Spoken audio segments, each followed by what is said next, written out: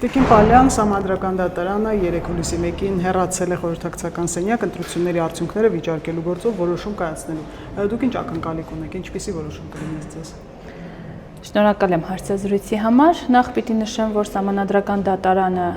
այո, դուք ճիշտ նշեցիք, հուլիսի 4-ին կհրապարակի վճիռը եւ բոլորս միասին կիմանանք դրա մասին, բայց ես որպես քաղաքական մարդ պիտի նշեմ, որ կարծում եմ, որ չկան բավարար հիմքեր ընտրությունների արդյունքները անվավեր ճանաչելու համար։ Իսկ թե ինչ կորոշի Սահմանադրական դատարանը, դա կտեսնենք բոլորս միասին ամսու 4-ին։ Հակակոռուպցիոն կոմիտեն ամենօրյա ռեժիմով բացահայտումներ է անում ընտրակաշառքի վերաբերյալ եւ դրանց առույցի բաժին ընկնում է ուժեղ Հայաստանի ներկայացուցիչներին, իրենք դա հերքում են, նույնիսկ իշխանություններին են մեղադրում դրա մեջ, թեև ունենք բազմաթիվ ինքնախոստովանական ցուցմունքներ տված անձինք, եւ Սամվել Կարապետյանը հայտարարել է, որ եթե Վարդևանյանը լավ գազտ է, ինքը կդառնա վարչապետ, որտեղից նրան է ինքնավստահությունը։ Անկեղծ ասած, ծիծաղելի անգամ այդ մարդկանց արտաբերած որևէ մտքի անդրադառնալը, ուր մնաց թե խորը քաղաքական վերլուծություն իրականացնելը։ Ես միայն մի բան կասեմ, որ դուք այո, ճիշտ եք, արդեն գրեթե 1 ամիս է անցել ընտրություններից, բայց Հակակոռուպցիոն կոմիտեն շարունակում է խայտառակ ձայնագրություններ հրապարակել, որտեղ տեսնում ենք, թե ինչպես հիմնականում կալուգացու համակիրները կամ, չգիտեմ, աջակիցները, իր թիմակիցները փորձում են Հայաստանի Հանրապետության քաղաքացու հետ առևտուր անել, որպեսզի քվե ստանան, դա իրականում ամոթալի իրավիճակ է եւ ես Սամվել Կարապետյանի փոխարեն կփորձեի, չգիտեմ, ընդհանրապես կորել քաղաքական դաշտից, հա, եւ անգամ չմտածել մի հարմար պահի նորից քաղաքականություն վերադառնալու մասին, որովհետև ինքը խայտառակվել է, ինքը որևէ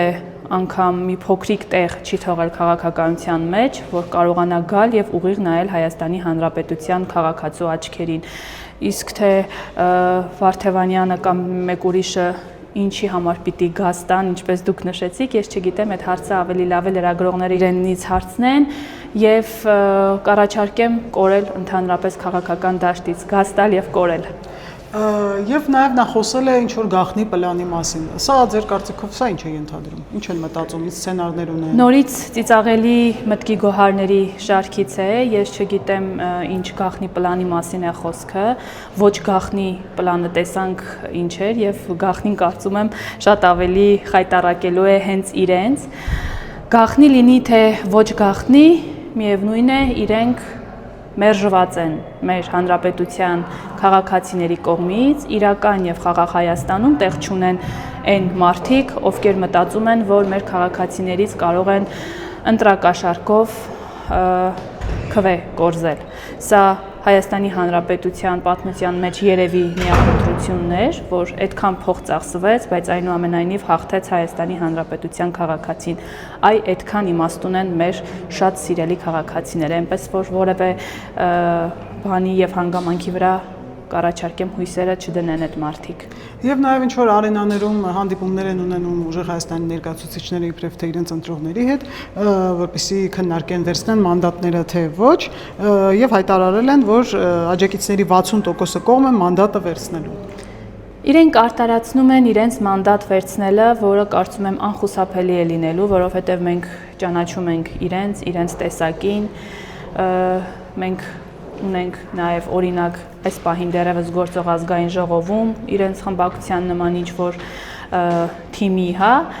այնպես որ իրենք վերցնելու են մանդատները, գալու են ազգային ժողով եւ 5 տարի շարունակ արդարացնելու են իրենց մանդատ վերցնելը։ Ուրիշ անելիք իրենք այստեղ չունեն, իսկ արենաներում հանդիպումներ կազմակերպելը փող ունեն, թող ծախսեն, շփվեն իրենց փոքրաթիվ աջակիցների եւ թիմակիցների հետ, ինչ ասեմ։ Նաեւ Սամվել Կարապետյանը խոսել է այդ առաջիկա հավաքի մասին,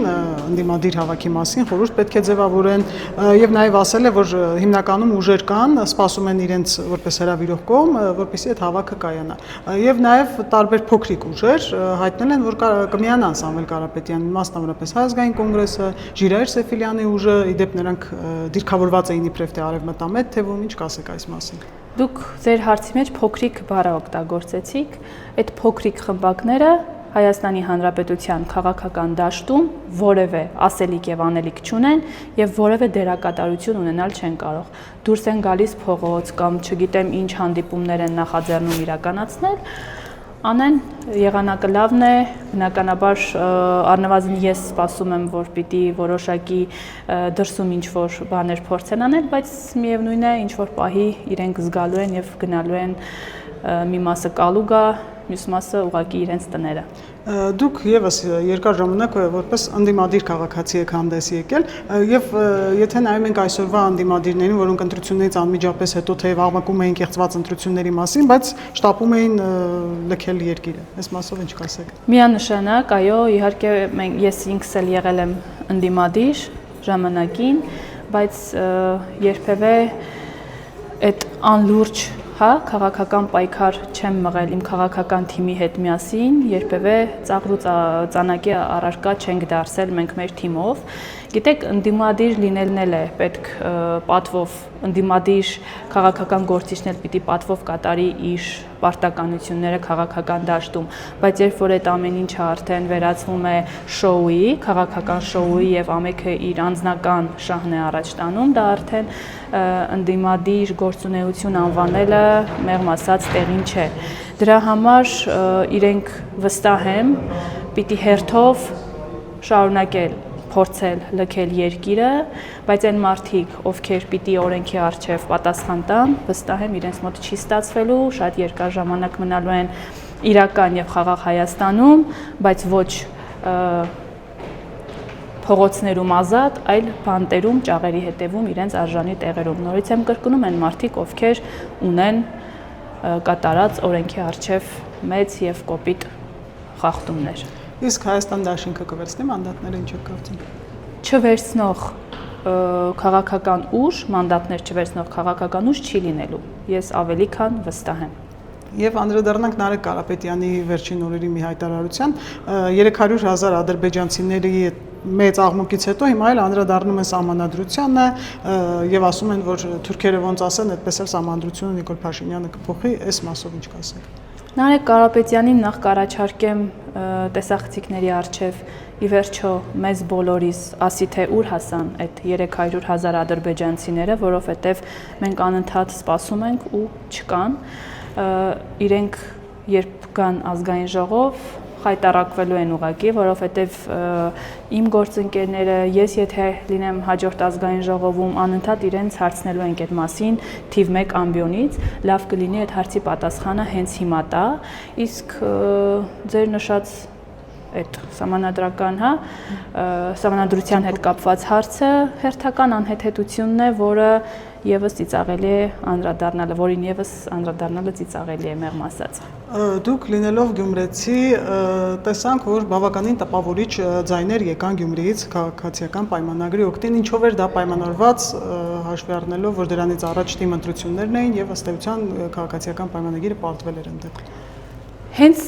դրան նախորդած թիմ ընտրություններով էր պայմանավորված քաղաքացիական պայմանագիր կուսակցության այդքան շատ ձայներ ստանալը համապետական ընտրություններում։ Գյումրեցին, Թասիբով Գյումրեցին տեսավ, թե ինչ է լինում այն քաղաքի, այն համայնքի հետ, որը ղեկավարում են վարդանիկներն ու մարտունիկները։ Եվ որոշում կայացրեց, որ Գյումրի մեկ է լինելու եւ հիմք է հանդիսանալու այդ ամենը, որպեսզի Գյումրիում արտահերթ թիմ ընտրություններ անցկացվեն,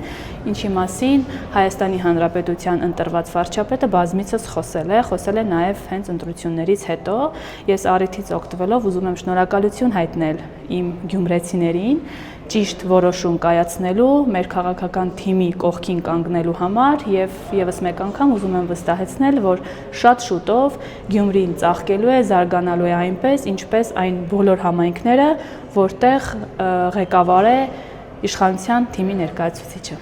Եվ կարող ենք ասել, որ ձեր կարգախոսը աշխատեց Գյումրիում։ Իհարկե մյուս համայնքներում էլ, բայց հենց Գյումրիում, որտեղ պարտվել եք նախորդ թիմ ընտրություններին։ Միանշանակ